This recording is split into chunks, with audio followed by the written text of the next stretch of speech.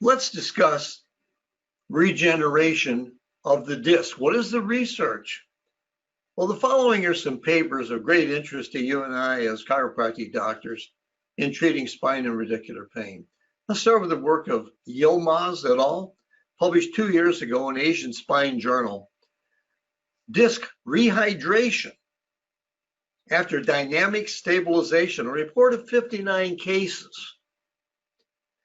They studied disc rehydration after dynamic stabilization in 59 cases of segmental instability. That is, people who had a Fearman classification of probably grade 3, 4, maybe even 5. And they followed them with MRI before the treatment and 12 months post-operatively.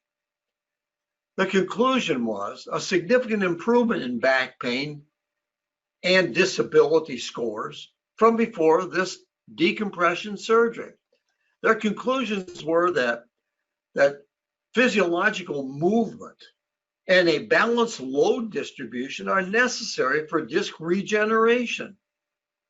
They concluded that degenerative spine changes may decelerate the degeneration process and appears to be beneficial in regeneration of disc. Let's look at some of the work cited in this work by Yilmaz. And I would suggest that you get these papers for your own study.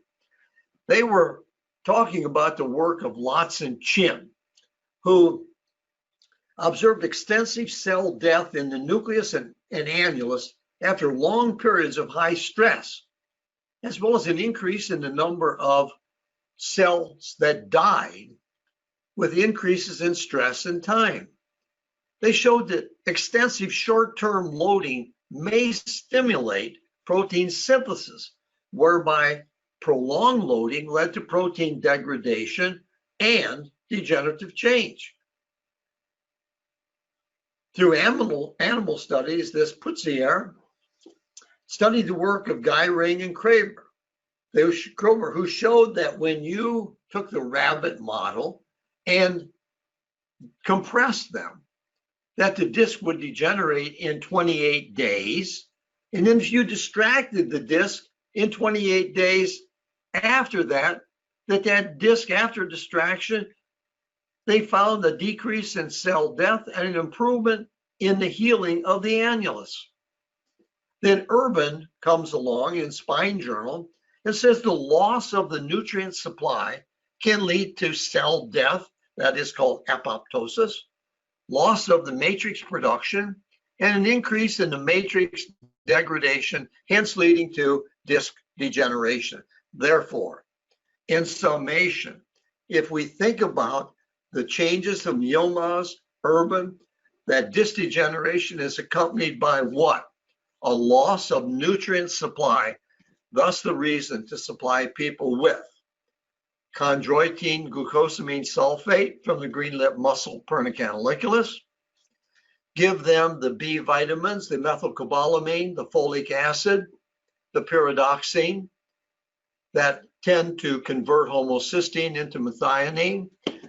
In acute stages, use curcumin, turmeric root, Boswellia serrata, white willow bark, devil's claw to reduce pain and inflammation.